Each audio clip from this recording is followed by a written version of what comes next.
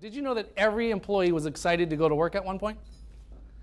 Every single one of them ran to work excited at one point, even if it was the night before online looking at the values before the interview. They were focused, they were enthusiastic, right?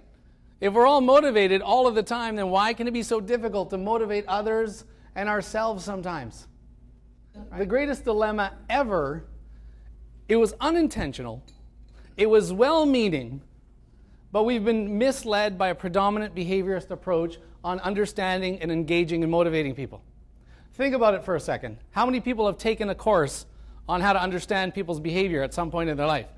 Whether it was counseling or management, right? Working with the difficult person. Well, maybe that difficult person is having difficulty because they're working for you. Have you ever thought about that for a second? Maybe their antisocial personality just happens to happen at between 8 and 4. Because everybody else you meet, they don't know him this way. Do you see what I'm getting at?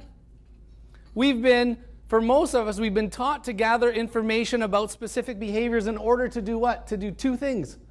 And I'm looking at myself. I was a professor, right? I taught people to interpret behavior, right? To interpret it. For what? For what purpose? To manage it. We don't even need their involvement, actually. I'm going to talk a little bit about that.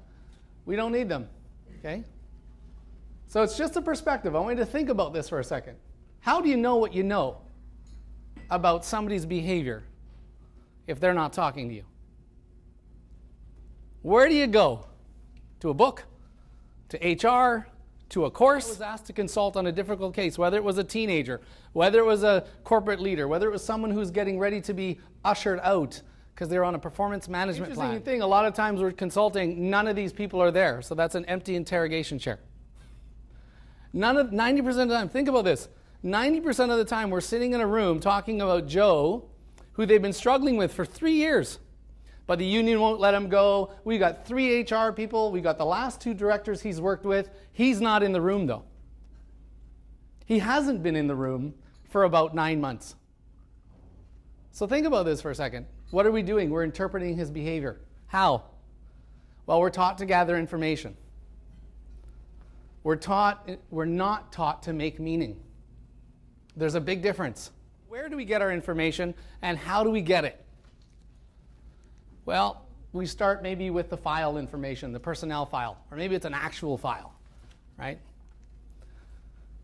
It's got all the social history, all the times he did this, all the times she did that, where they were, what they've done. There's lots of information in there. There's lots of labels in there too. They're not just bad. Labels aren't bad. Like funny is a label. Oh yeah, get Steve, he's funny. I wish they would have said smart, but I'll take funny, right?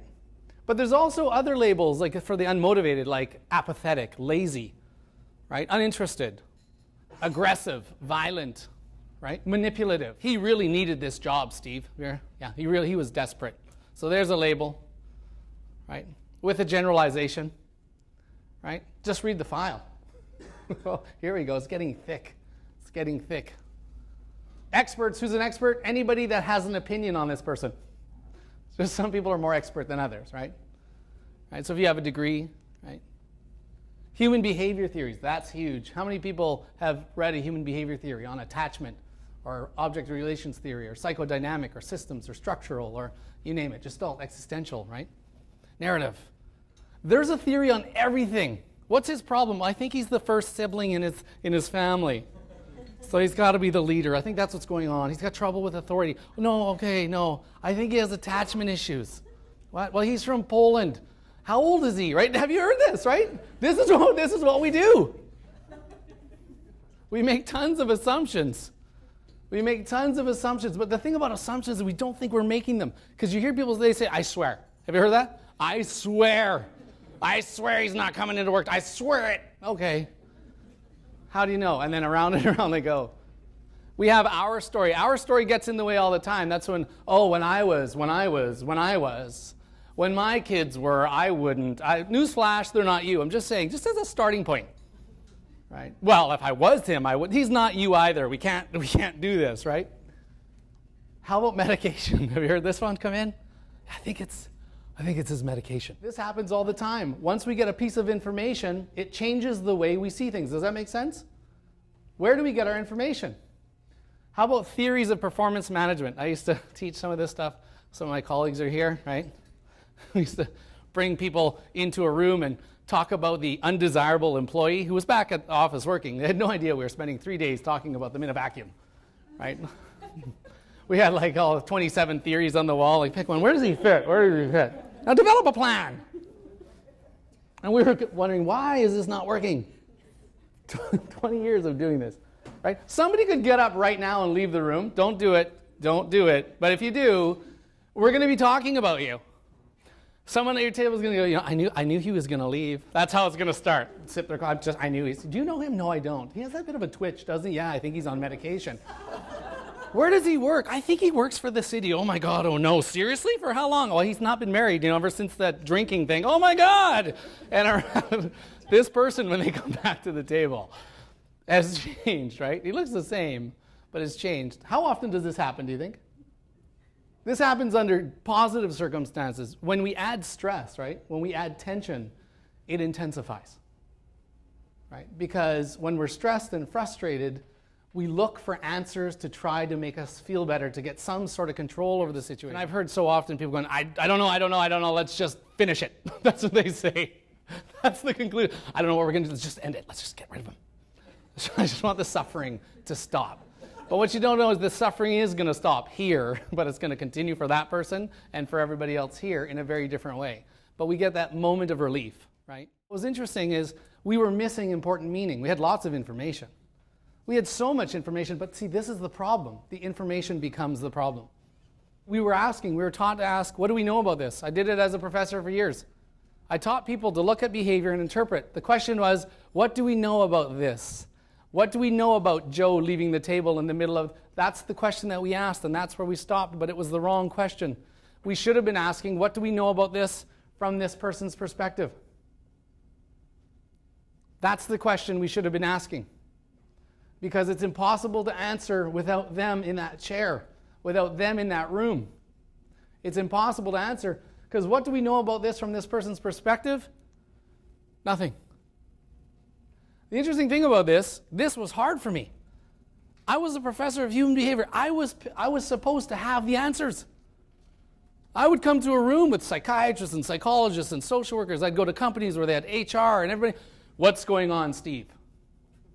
You know what I'm saying? Give me the information, right? In would come the files. I'd listen to the stories. That person was never there. Not only do we not get the time back, but we actually move farther away from what the real issue is. So the source of many of our problems, the stress, the conflict, is not due to miscommunication. The conflict exists due to a misunderstanding of meaning. And I use that word. Meaning is based on an accurate understanding of the person's experience as it relates to 4 things: needs, values, goals, and strengths. Misunderstanding is the result of missing the meaning or value a particular situation holds for those involved. So this is the question that I want you to imprint on your executive functioning, the prefrontal part of your cortex that fires all the time. First thing, whenever you see something that you're concerned about, ask yourself immediately, what do I know about this? And the this is whatever you're concerned about. The leaving the table, the not getting into bed, the saying 2 things and meaning 1 thing. Whatever you're concerned about becomes the this in that question. What do I know about him saying he was going to be at the training and he's not there? From his perspective, nothing. See how that works? Because what I used to do was I'd get fired up with that and fired up with something else, and I was no longer present where I needed to be present. And the interesting thing is 90% of the stuff I was upset about was fictitious. But I didn't believe it was fictitious. I believed it to be true, which determined how I felt about it, which determined how I act, which usually made it worse. But sometimes we don't know things are worse yet until it takes us out at the knees when we're least expecting it, right? Have you ever gotten a piece of information on a situation you're struggling with and a whole bunch of things made sense after that? Like you look back at a situation and went, oh, right? You didn't just get a piece of information, you got a piece of meaning. And it made other things make sense. If you use this question every single day when you're concerned about something, it will transform the way you see things. Meetings with difficult situations are now taking under 20 minutes to get to things we've missed for 5, 6, 7, 8, 9, 15 years. So in your mind right now, I want you to do this test. Consider a specific person and a behavior of theirs that you're concerned about. Most of us have someone in our life. Maybe it's an employee, maybe it's a family member. What do you know about whatever that behavior is from their perspective? Now your brain's going to want to say things, well, it's because of people, or because she, or I had a cousin or an employee. I've seen this before, Steve. All of that is irrelevant. What would they say are their needs, their values, their goals around that situation? I've done this with over 1,000 people in the last year. Most of us come up with, I don't know. You have an option to use information to be the basis for your reactions, or you can start by making meaning and asking yourself, what do I really know about this from this person's perspective? And you will start to optimize your potential, and you will start to minimize and sometimes eliminate the unnecessary suffering that you have in your life.